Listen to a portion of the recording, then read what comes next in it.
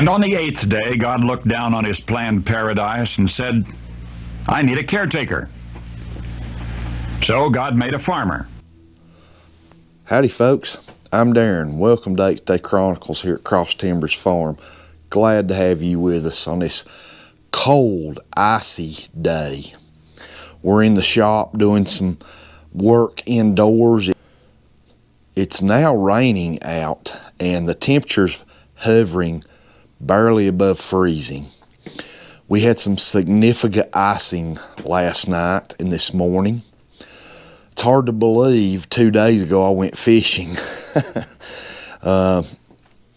was a cold day fishing. It was the day before this front was to move in, and I thought I better take advantage of this weather. And I went fishing. Didn't film much of that fishing. It was just so cold, and I was so bundled up that it was hard to do any much filming. My hands were numb, fiddling with camera equipment in a boat where you could potentially drop stuff in the lake and it'd be gone. Didn't do much filming, but I had a pretty good day fishing. I caught probably 25 crappie. It was a pretty good day, but more fishing to come in better weather.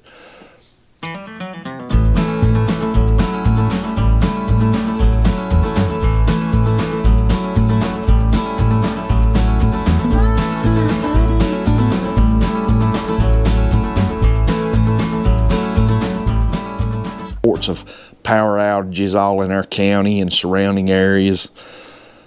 We still have power here at our home, thank goodness. But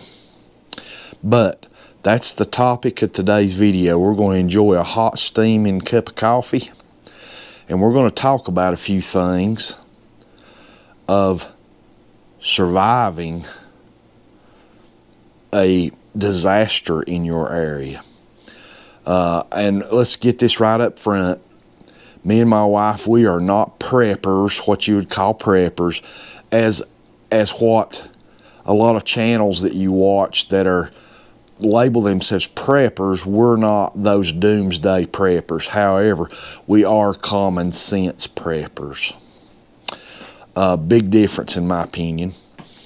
And we are not zombie apocalypse type people. However, be prepared. Could the collapse of society happen? Sure it could. Common sense. We're common sense preppers. Be prepared for certain situations. During this ice storm, if we lose power today here in our home, I've got no worries. None. We're prepared. The disaster of Hurricane Helen, and it was a disaster, a natural disaster, taught us a lot of valuable things. We were prepared in most ways. There were a few things we weren't prepared for, and I'm talking a long-term, off-grid survival situation, to the point you couldn't even get out and go to the stores. The stores were all closed anyway, even if you could get out. But it was a bad situation for a lot of folks, and there were folks that couldn't get out for a long time. We were able to get out within a week or two, but everything was closed. You had to navigate washed out roads and down trees in the road, power lines in the road. It was a natural disaster, and to this day, 5 months later, this area is still recovering from Hurricane Helen. However, we're not going to go into that today. We're going to talk about common sense preparations for you and your family in the event of a disaster or a natural disaster or a man-made disaster. Don't think for 1 second that they can't happen where you live. Oh, trust me, it can. We had a massive hurricane come into the mountains of western North Carolina. Who would have ever thought that a hurricane would still be at a Cat 5 level or high 4 and come into the mountains? Here's the mountains, come up through out of the Gulf and up through and just hit on our mountains and just kind of just sit here and churn for a couple hours before it finally moves on off and weakens. We're prepared here in the mountains for snowstorms and ice storms like today. Our DOT crews and our highway crews are prepared with snow plows and salt spreaders and sand spreaders, and our power companies are prepared for down to lines from ice and snow. Nobody was prepared for that major hurricane that struck here. Could a disaster happen in your area that is totally unexpected? You better believe it can. And I'm encouraging you, if you have never made preparations, to get prepared, because it can happen. And at some point, probably will. We survived for almost a month, primitive, off-grid, no running water, no power, no cell phone service, no nothing. And we survived very well. My wife's a trooper, but we had some things in place, and we have lived an outdoor lifestyle, camping and things like that, where we were somewhat prepared, not in all facets, but for the most part, we survived and survived well. We have water on our property in a natural spring we were able to get and haul up to our home, and we had to haul it.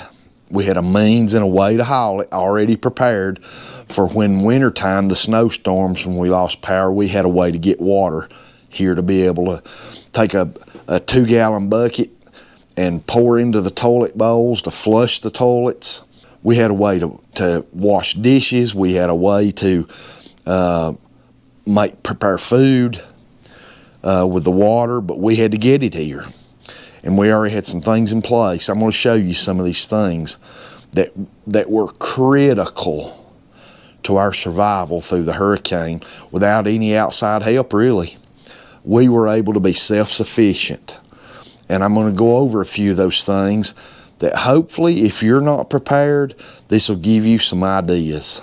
Because trust me, it don't matter if you live in Florida with all their hurricanes, Texas, hurricanes, all that, Montana with the snowstorms and the ice storms, Maine with feet of snow. You need to be prepared no matter where you live. Even if you live in Georgia or Kansas, or there's tornadoes and hurricanes and earthquakes and stuff. This because you live in an area that's does not normally get some of these weather events don't mean that it won't happen. Think back several years ago to when Texas had that blizzard. They were very unprepared for it, and I can see why, because we were unprepared for this hurricane. Be prepared. Let's go over some things. I'm going to go over a few items that you need to think about buying or putting in your home to be prepared to be off-grid and to survive for an extended period of time. The number one thing we used more than anything else, a percolator coffee pot. Boy, did we use it. We use this thing every day. We used it every day. Even if you have an automatic drip coffee pot or something like that and you drink coffee, you better be prepared with a basket and a way to make coffee off-grid over a fire. That is if you're a coffee drinker. The next thing that we used every day, this is a portable Lithelli B600 power station. Lithium battery in it. You can see that it has 120 AC on the side, and you have USB ports and everything on the inside. It even has removable batteries here where you can plug on the side. You can plug in a USB-C cords and stuff like that to charge cell phones. On the top, you can just lay your cell phone on the top and it'll charge. We use this thing daily. Every day. Okay. And it will last a pretty long time on a full charge. We run lights off of it at night. We put LED lamps with LED bulbs into them at night. We done a lot with this. In an off-grid situation, how do you recharge it? This unit came with a 100-watt folding solar panel. Every morning, I would get up and go outside and take this unit outside and set the solar panel up in the sun. By midday, even if it was almost at 0% from the night before, where we'd run lights off of it, charge cell phones, anything we needed for electricity under 600 watts. And of course, the more wattage you got plugged into it, the faster it's going to deplete. But usually by midday every day, this thing was back to 100% charged. We used it every day. If you don't have a portable power station, and there's a lot of companies that make them. This is a Lefeli B6000. Jackery makes a lot of different ones. There's all kinds of power stations or solar generators that you can buy. And if I did not have one of these somewhere of some size in my home, I'd be getting one. Folks, the next thing we used basically every day for heating coffee, for cooking our meals, a simple camp stove. Propane camp stove, and a supply of these 1-pound bottles of propane, or an adapter hose to a 20-pound propane tank. We used a camp stove basically every morning and use this outside. We had it set up on our camping table. We have a Coleman folding camping table. We had that camping table set up on our porch, and we had this stove sitting on that camping table, and it was used daily. We heated bath water. We still took a bath every night. Just because you're in a natural disaster don't mean you should not have good hygiene. You should keep yourself clean. Get water. We put water in a gallon pot over the stove, and we would heat it. Go into the shower and set that bucket of hot water down in the shower, and get you a washcloth and some soap, and pour a little of that water over your head and get wet, and soap up and pour the rest of it over you and rinse off. You can still take a hot semi-shower or sponge bath every night. We cooked meals over our stove basically every day, or the campfire. This stove was invaluable. We have 2 of them. And you don't have to buy an expensive high-dollar stove. This is an Ozark Trail 20,000 BTU camp stove. You can pick these up at Walmart cheap. The other one we have is a little better brand. It's a, well, I wouldn't say better, but it's a different brand. I think it's a Coleman. This one works just as good. A camp stove's a camp stove in a survival situation to use at home. We use this thing every day. It's no good without fuel.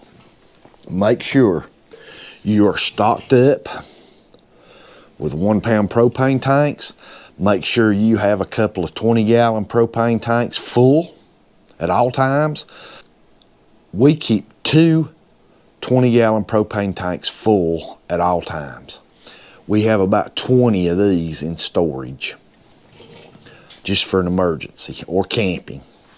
When we use some of them camping, the next time we're somewhere that sells these, we replenish what we've used. A couple other items you need to keep on hand. Rechargeable flashlights. We charge these every day off of our Lethelli power station. Rechargeable, and we have some that are not rechargeable that takes like AA or C batteries in case we had really cloudy days that we could not get our power station recharged through the solar panel.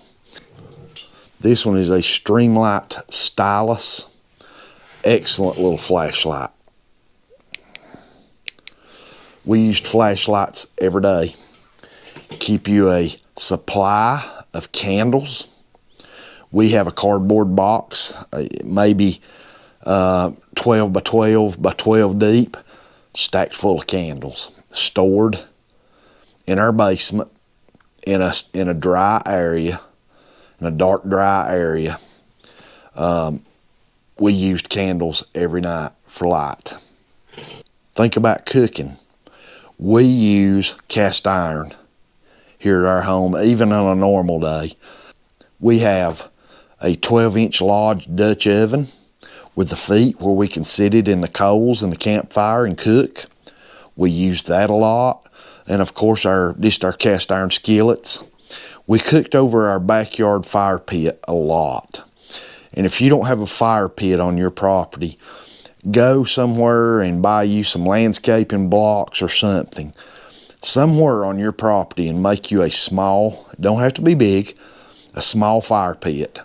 Gather you up some firewood, have it stored somewhere outside, stacked up against a tree or somewhere and covered with a board or a piece of tin so it'll stay dry. And pick you up a piece of expanded metal, a grate, that will fit over your campfire to be able to cook over. If your propane runs out for your camp stove or something of that nature, it's just a nice evening and you want to camp and cook outside, cook over your campfire. We even washed clothes over our campfire. We set that grate over it. We filled up a big metal wash tub, a tin wash tub, got it hot, and we used a boat paddle to stir clothes and wrung them out and strung us up a clothesline. We washed clothes, and since then we've picked up another addition for washing clothes I'm going to show you. This is a little small portable washing machine we've bought. Wash, spin dry. You can just pour water into it out of a bucket and use it. Run it off the generator. Fantastic, uses very little power.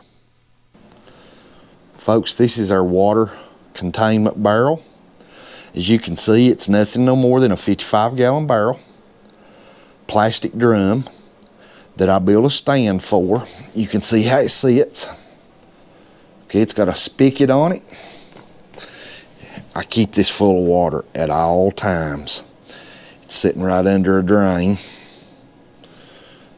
Okay, it's full now. Okay, to fill it, just got an old bowl sitting in it. Right there is how I fill it. You can fill it with a bucket or out of the spring or a water hose or whatever you need, and trust me, it's full. That's how clear that spring water is. Keep it covered. Dark barrel will keep any light from penetrating it and cause any kind of algae. Water is life. Make sure you have a way that you can fill this barrel up. We have a natural spring. I can put it on the trailer, the back of our four-wheeler, and haul it down to the spring. Just get a bucket and just fill it up. Haul it back up to the house. Once this thing's full, you can't hardly move it. It gets so heavy.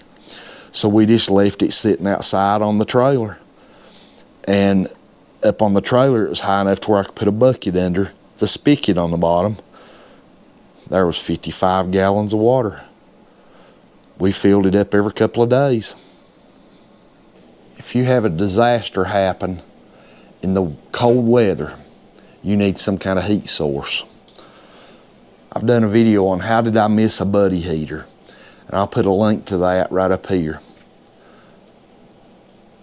These things are fantastic. You need some kind of heat source. We also have some wall-mounted propane units in our home that does not require electricity. All they require is propane. And we have propane coming into them that I can turn on at any time. And then we have this small buddy heater as well. A Predator generator. And this one is a 4375 starting watts with a 3500 running watts. This thing is fantastic. We did not buy this generator until our disaster was almost over. Then we invested in one. We were able to get out and go somewhere and buy this generator. I wished I had bought it sooner. A generator, even if you don't have it wired into your home, you can just use drop cords and run your refrigerator several hours a day, or your furnace for heat. Buy the appropriate size generator that you need. And I'm not going to go into a lot of that because I'm not a generator expert, and this video is not about generator needs and wattages and all that stuff. Just do your own research and find a generator that will suit your needs as far as wattage goes. Okay, a generator is absolutely no use to you without a couple of things. Fuel. Keep a fuel supply on hand. And I'll tell you another thing about generators that I found out when this disaster happened. When we were finally able to buy a generator and the highways were in good enough shape, sometimes only one lane, but we could get out to some places. We bought a generator and we quickly found out we did not have enough or long enough drop cords to run from our generator outside into our house to power our freezers, refrigerators, stoves, things of that nature. When we finally did get out, I went to store after store locally, completely sold out of drop cords. Apparently, drop cords were in very high demand during this disaster. Since that time, we have stocked up on heavy duty. Do not get light duty or medium duty. When you're talking using a generator to run appliances and lights and power, things that buy heavy duty. Drop cords. I would have never thought to stock up on a few drop cords. During this disaster, drop cords were non-existent in stores around here. That won't happen to us again. We also keep several bags of charcoal handy. We've got multiple coolers that we keep handy. If you're trapped, you're stuck in your home and you can't get out, all the stores are wiped out, flooded, gone, tornado tore them to pieces, you need to be able to eat. Start you a food pantry. Something that simple. Canned goods, soup, ravioli, spaghetti. There's channels out here on YouTube that go very, very in depth on a survival food pantry. And I'd encourage you just to do a search and look at those videos yourself. Susan is an expert at this, my wife. She has us a 6-month food pantry prepared at all times. when we use some of it to keep anything from getting old, and most canned stuff will not get old if it's not been compromised, the can. But if we do decide to use some of it, she replaces it. She keeps it replenished and stocked at all times. You need to have at least a 1 month supply of food at all times for you and your family, anybody living in your household, at all times, prepared and ready. Trust me, I never thought there'd come a time where we couldn't even get to the store, and it happened.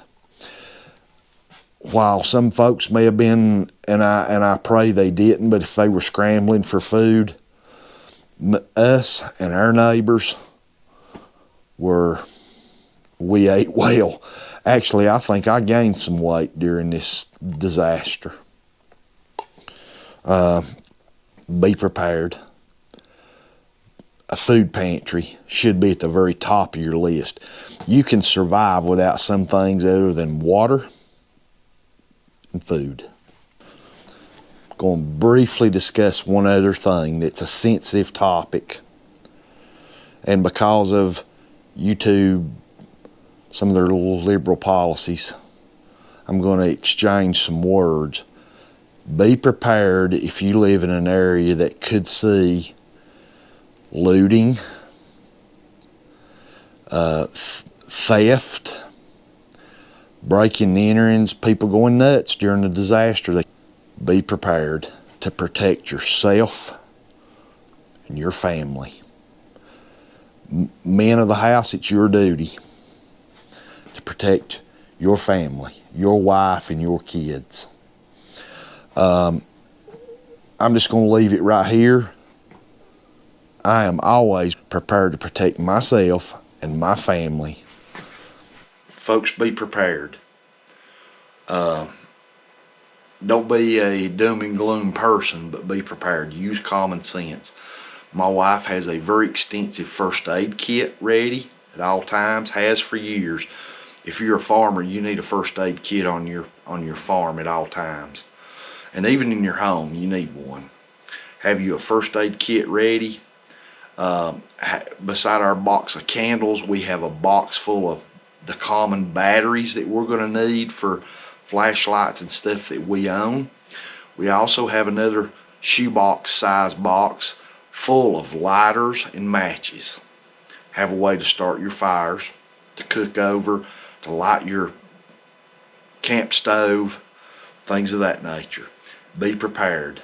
Sit down with your spouse, or if you live alone, sit down with a piece of paper and start you a disaster survival stockpile, if you will, to prepare for what you're going to do when a disaster happens. Some of y'all may be sitting there thinking, oh, that ain't never going to happen here. I thought the same thing. And we endured a bad natural disaster. We couldn't have saw that coming in 100 years.